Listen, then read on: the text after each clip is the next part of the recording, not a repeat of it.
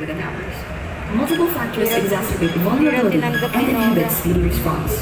Light flowing materials and congested settlements, narrow roads, inept fire disaster Hindi rin plans, tinanggap nila yung unfamiliar sila. fire incident Pinalik kay areas, po. unstrategic location of firefighting facilities, and inefficient people evacuation Explain process. lang naman siya. Oo. Hindi niya tinanggap.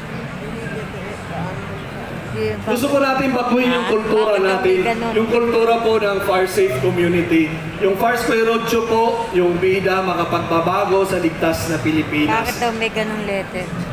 Sa bagong Pilipinas, kasama po tayo lahat na gumagawa. Sa bagong Pilipinas, maging bida tayo sa kaligtasan.